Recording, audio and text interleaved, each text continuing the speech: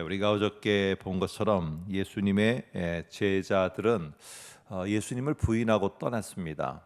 그리고 부활하여서 예수님의 제자들을 다시 찾아간 예수님은 우리 같으면은 분명하게 네가 어떻게 나를 배신하고 부인할 수 있었느냐 이렇게 말했을 것 같습니다. 사실 생각을 한번 해보시기 바랍니다. 이게 제3자의 입장에서 제자들과 그 예수님의 대화와 만남이 아니라 내가 예수를 부인하였는데 그 부활하신 예수님, 주님과 다시 맞닥뜨리게 되었을 때 예수님이 만일에 다시 맞닥뜨린 나에게 나를 부인한 자야, 나를 배신한 자야 라고 이 말을 던졌다면 아마 예수님이 떠난 다음에도 그 제자들은 계속적으로 자기 스스로에게 낙인을 찍고 꼬리표를 달아서 나는 예수를 부인한 자다, 나는 예수를 배신한 자다, 이 상처와 아픔을 끌어안고 아마 그들이 감당해야 될 사명은 잊고 평생을 살아갔을 것입니다. 그렇지 않겠습니까?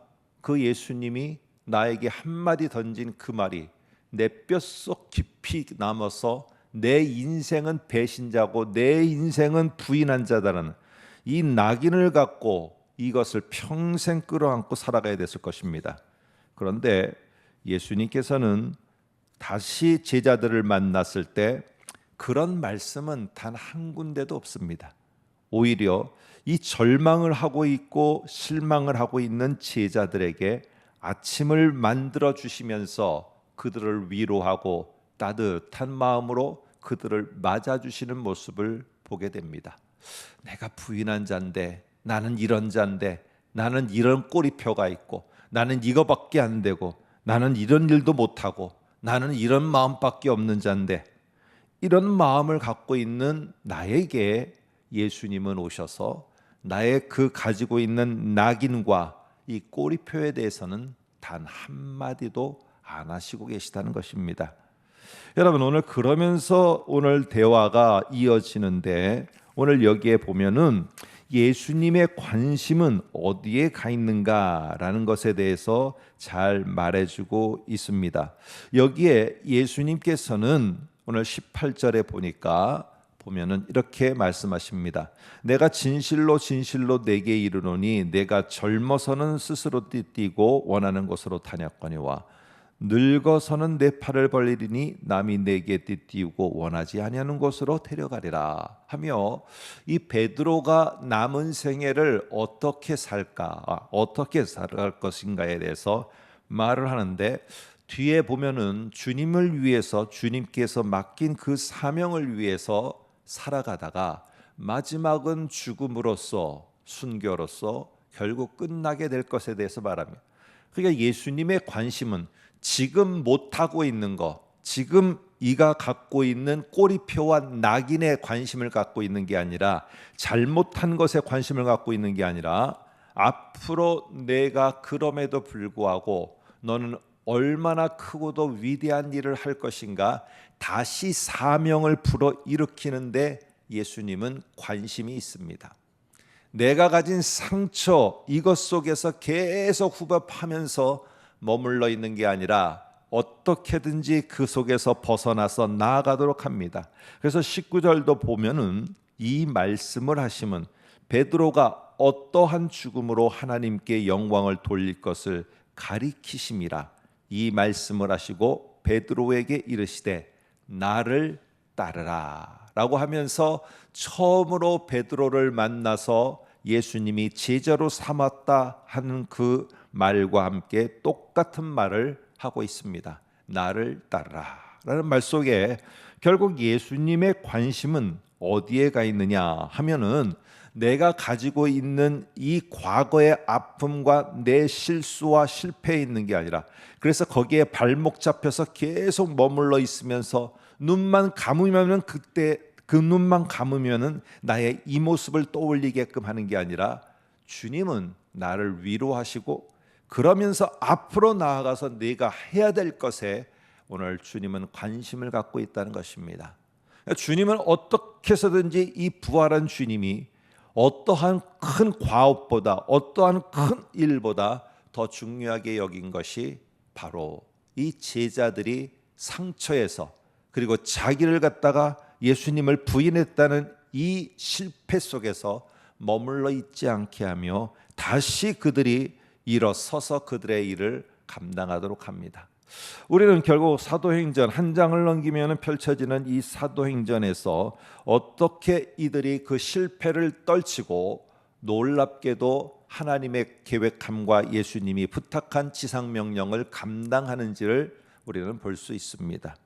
예수님은 내가 버거운 나에게 더 억지로 뭔가를 떠맡기고 억지로 뭘 하는 게 아니라 일단 나부터 내 자신의 그 상처와 낙인과 꼬리표를 떼는 일부터 예수님은 하십니다. 그리고 그것은 내가 그거를 없애야지 내가 이 아픔에서 벗어나야지 한다고 하는 게 아니라 오늘 다른 내가 해야 될 하나님이 주신 것을 작은 것 하나를 발견하면서 거기서부터 한 걸음 한 걸음 나아가게 될 때 과거의 나의 실수와 실패와 내 아픔 속에서 벗어나게 됩니다. 사실은 사도행전에 가니까 이렇게 변화되었지, 오늘 여기에 이런 말씀, 예수님은 다시 사명을 재천명하고 사명에 대해서 다시 한번 일으켜서 네가 이렇게 해야지 이 아픔에서 벗어나는 것을 아시고 그쪽으로 몰아서 계속 격려하면서 나가는데, 베드로는 과거의 아픔과 과거의 실패자라는 낙인에서 아직도 오늘 21장이 끝날 때까지 벗어나고 있지를 못하는 것 같습니다. 그래서 보시면은 20절에 이렇게 말합니다. 베드로가 돌이켜 예수께서 사랑하시는 그 제자, 아마 요한일 것입니다. 그 제자가 따르는 것을 보니 그는 만찬석에서 예수님의 품에 의지하여 주님을 파는 자가 누구오니까 묻던 자더라. 한번 19장 26절을 볼까요? 19장 26절 이렇게 넘기시면 됩니다. 예수께서 자기의 어머니와 사랑하는 제자가 곁에 서 있는 것을 보시고 라고 말합니다. 그러니까 예수님이 지금 십자가에 달려 죽어가고 있을 때 그 십자가 곁에서 예수님을 보고 떠나지 않고 있었던 한 제자가 있었는데, 바로 어머니와 함께 사랑하는 제자 요한이 그 자리를 지키고 있었다는 것입니다. 자, 그랬을 때 오늘 모든 제자들은 떠나갔는데 사랑하는 제자 요한은 그 자리에 머물러 있었어요. 그러니까 이 베드로는 지금 비교의식이 발동되고 있는 것입니다. 그 사랑하는 제자는 끝까지 예수님을 십자가에까지 따르는 그 자였는데 나는 그러지 못했다는 겁니다. 나는 예수님을 부인하고 떠나간 자라는 것이에요. 그래서 나는 이런데 혹시 그 곁을 지킨 그 요한은 어떻게 되는 것입니까? 나는 떠나간 자, 나는 실패한 자, 그러나 그 자리를 지키고 끝까지 잘 인내하며 승리한 요한은 어떻게 돼요? 온통 자기를 일으켜 세워주시려는 예수님의 말에는 관심이 없고, 나는 실패자, 쟤는 승리자, 쟤는 어떻게 될까? 여기에만 관심이 있는 것입니다. 그랬더니 22절에 이렇게 말합니다. 예수께서 이르시되 내가 올 때까지 그를 머물게 하고자 할지라도, 그 다음 말입니다. 예수님이 하시고자 하는 말은 네가 상관할 필요가 없다라는 겁니다. 비교하지 말으라는 것입니다.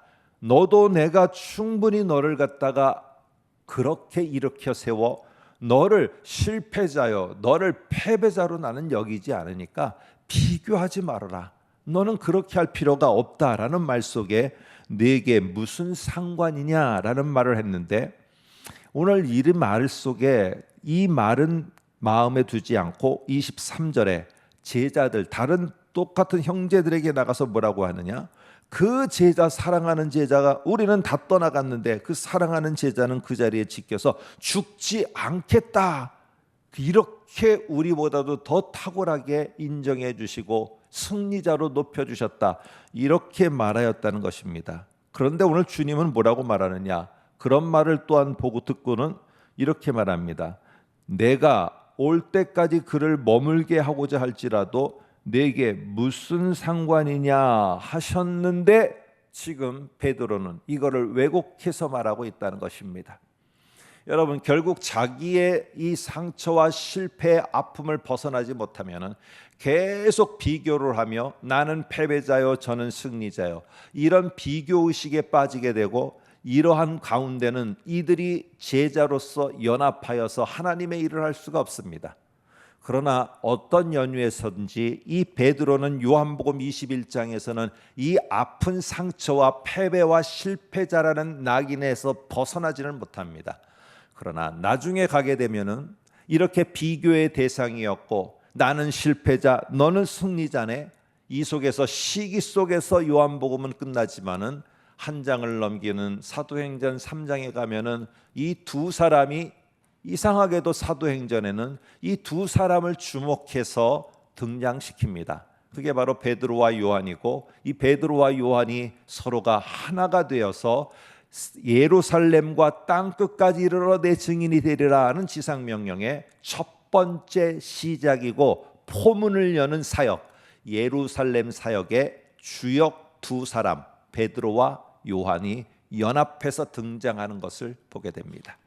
결국 내가 있는 이 아픔과 이 과거와 나의 실패와 나는 못한다는 이 속에서 벗어나게 되는 순간에 나만 아니라 연합이 되어지고, 나만 아니라 홀로 외딴 섬이 아니라 연합하여 함께하는 무리 속에 들어가게 되어지고, 그러한 놀라운 변화는 하나님의 놀라운 일들을 일어나게 합니다. 주님은 여러분의 과거를 드러내서 그것을 뒤집어 엎는 그런 분이 아니십니다. 그것을 끝까지 품어주시면서 그러기 위해서, 거기에 벗어나게 하기 위해서 새로운 일을 오늘도 보여주시고 이번 달에도 보여주십니다.